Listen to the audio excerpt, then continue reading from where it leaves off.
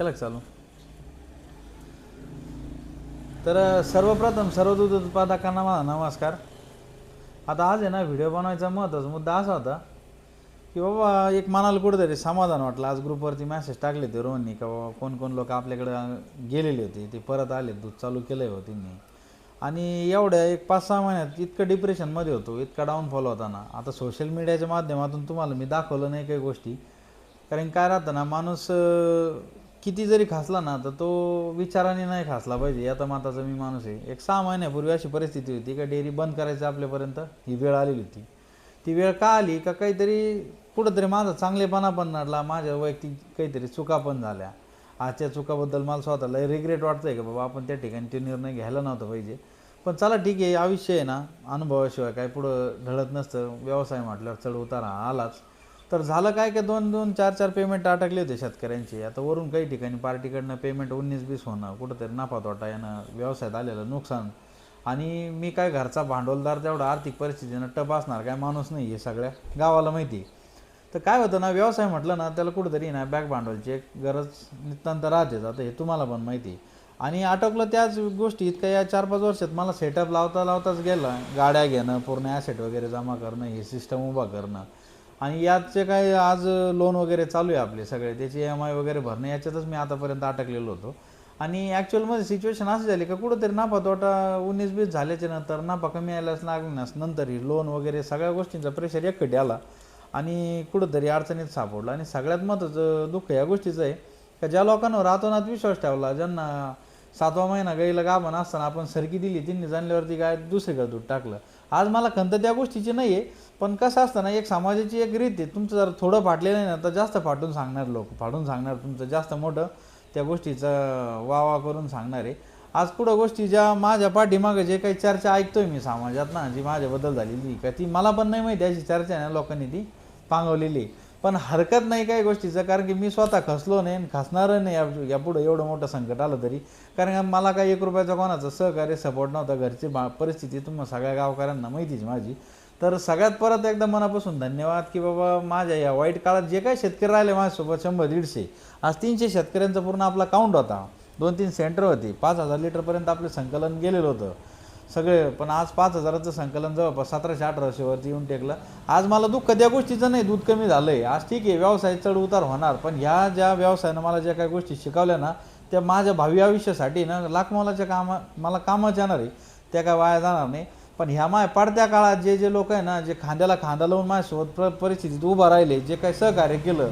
आता कोणाकोणाची सरळ कॉल होता की बाबा हे पेमेंटला नाही आलं तर पुढल्या पेमेंटला ॲडजस्ट कर. आता जवळपास आपला जो काही 4-5 लाख रुपयाचा जो काही गड्डा होता, त्या शेतकऱ्यांचे 2-2, 3-3 मास्टर थांबलेले होते. तर आता सगळं कवर होऊन एक जवळपास 50,000 रुपयावरती विषय आला आहे. आता एवढं झालं रिसेंटली तुम्ही पाहत असताना ग्रुपवरती एवढं एक 4-5 मास्टरपासून सगळे पेमेंट पण व्यवस्थितरित्या रेग्युलर होऊ राहिले. पशुखाद्याचं पण नियोजन होतं आहे. फक्त एवढं काय केलं मी, थोडासा व्यवसाय आहे ना, काय म्हणते त्याला, स्ट्रिक्टपणा वाढवला. स्वाभाविक जे काय आपले नाते होते थोडेसे साईडला ठेवले. काय होतं ना, जिथं मैत्री आली, जिथं संबंध आले त्या ठिकाणी मी ना पहिलं चुकत होतो. काय होतं, एखाद्याने पोतं उधार मारलं, सरळ उधार मागितलं, सरळ माझं म्हणणं असायचं जा बाबा घेऊन. मग त्याचे पैसे आज येते उद्या येते आणि दर मास्टरला आपल्याला खाद्याचे पैसे टाकावं लागते. त्याच्यामुळे यापुढं पण कोणी मला चुकीचं समजू नका का कोणती गोष्ट उदाहरणं दिली व्यवसायाच्या ठिकाणी, तो निर्णय मी या अनुभवातून शिकून घेत आहे. त्याच्यामुळं चुकीचा मला काय समजण्याचा विचार करू नका. माणुसकीची जातीने मी तुमच्यासाठी निम्म्या रात्री उभा आहे आजपर्यंत, याच्या अगोदरही होतो, याच्या पुढेही राहील, त्यात काही शंका नाही. ज्या लोकांनी परत एकदा ज्या लोकांनी पडत्या काळात मला सहकार्य केलं आहे ना, ज्यांनी मला आजपर्यंत उभा ठेवलं, खरंच त्यांचे मनापासून धन्यवाद. एक मनाला कुठंतरी छातीला हात लावून सांगतो, एक समाधान वाटतं मला त्या गोष्टीचं का आज तुमच्यामुळे मी आज परत मार्केटला आलो आहे, परत उभा राहिलो आहे. आज विरोधकांची परत आहे ना पायताभुई थोडी करायला आपल्याला काही वेळ नाही लागणार, कारण की सगळे गाणे व्यवस्थित वाचतील. फक्त तुमचं आजपर्यंतचं सहकार्य होतं, याच्यानंतरही पुढे राहू द्या. आता तुम्ही ग्रुपवर पाहता जे लोक गेलेले आहेत ते परत येणार आहे. आपल्याकडे तुम्हाला एक वेळेस आर्थिक परिस्थिती कमजोर असल्यामुळे ॲडव्हान्स भेटणार नाही. बँकाच्या स्कीमांचं थोडंसं प्रकरण जे काय होईल, आपलं जेवढं होईल तेवढं माझा करण्याचा हेतू असेल, पण क्वालिटी काटा यात काय मारल्या जाणार नाही बरं का.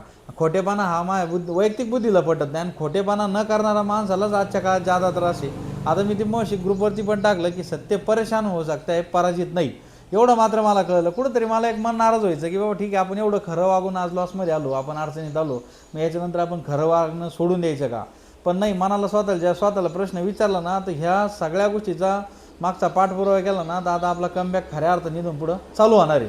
का आता तुम्ही पाहू शकता सगळे पेमेंट व्यवस्थित चालू झालेले आहे.